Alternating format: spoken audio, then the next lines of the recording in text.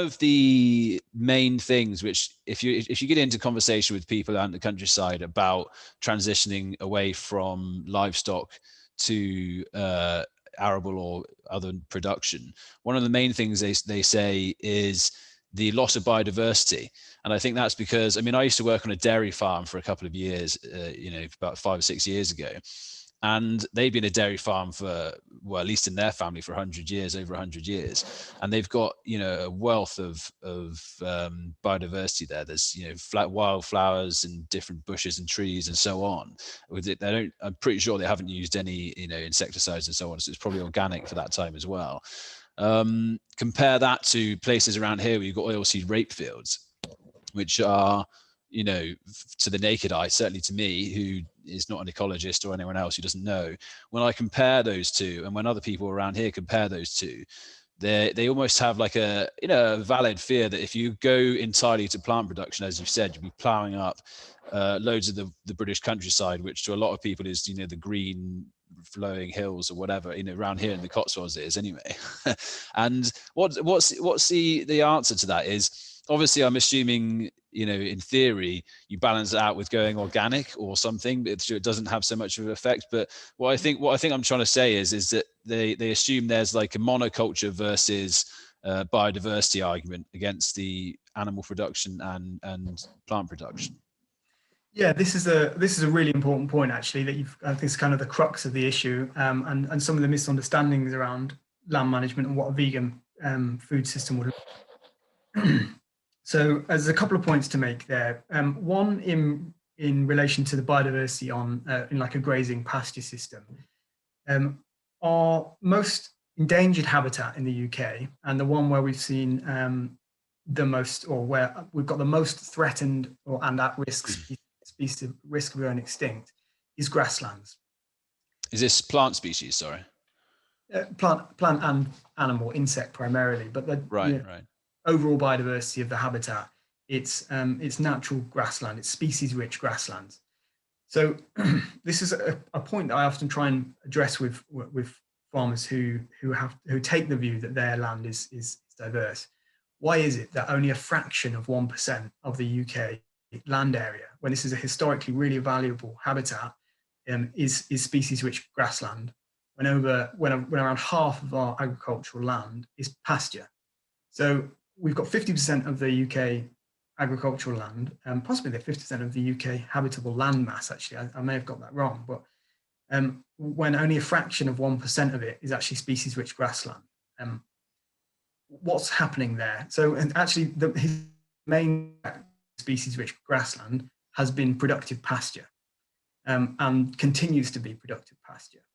So there's an issue there around biodiversity and the perceptions that many farmers have of the biodiversity of their land, when, obviously, you can point to examples, some fantastic examples where farmers are trying to think about the grazing, stocking density, and the species that they've got, and whether and not using fertilizer, etc. Yeah, sure. Make sure that grassland is species rich, but that's not the case for most of our farmland. It's mostly a couple of species of, as you know, perennial ryegrass, etc. And that's not species rich at all. So you can look across the green and pleasant land, you can hear some birds singing maybe, and you can see the nice green grass.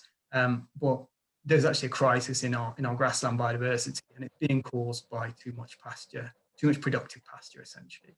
So, but what actually causes that? So, I mean, obviously, there must be a difference between the way that the land is managed is species diverse and that isn't.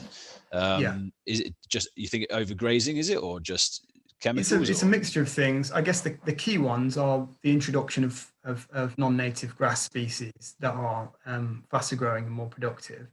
Right. Another one is the application of fertilizers, both kind of manure and chemical fertilizers.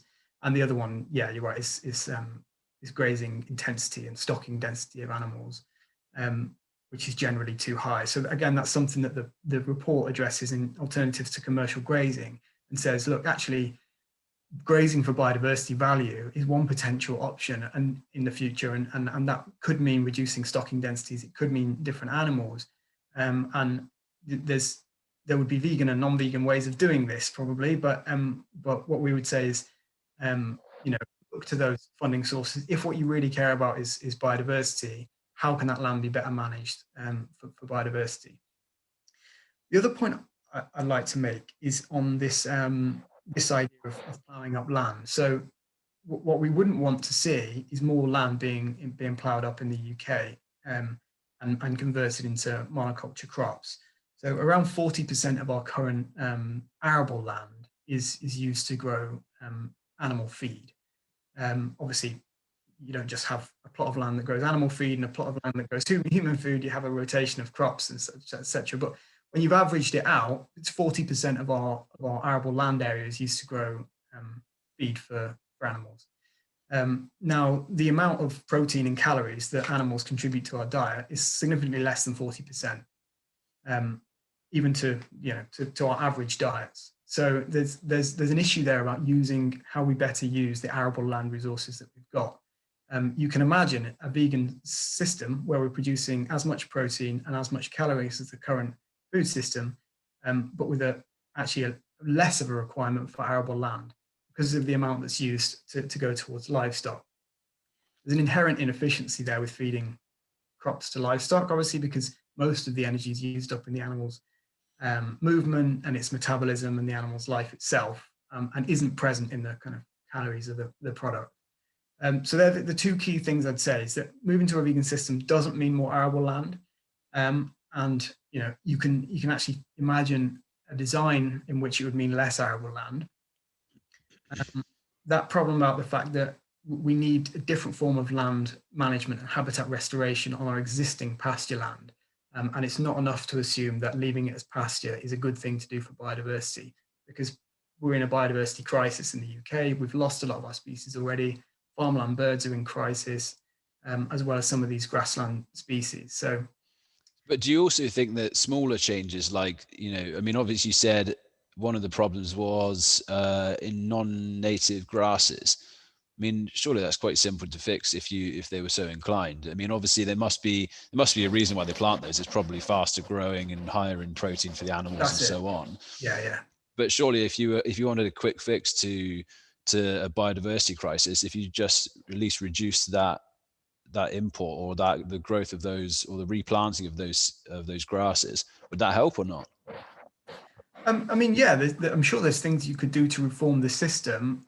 The trouble is that you need to value something different coming out of it, don't you? If the people who are managing our land are going to need, they need an indication and incentives as to what we value as a country.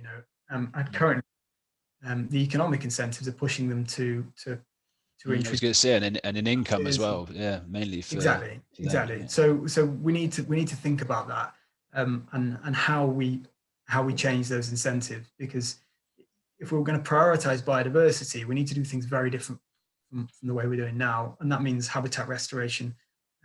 It means reclaiming land that is pasture and converting it back to peatland and bogland and wetland, reforesting areas where appropriate, where suitable.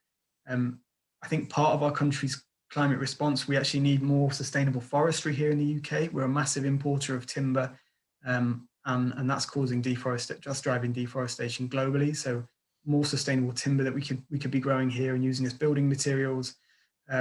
But yeah, there's a whole host of things, and some of them are around habitat restoration and nature recovery, and some of them are around different products and different agricultural products that aren't necessarily food products. That we could be kind of favouring. But yeah, like I said, we need the government to take the lead on this, and hopefully some of the stuff around elms will help to address that.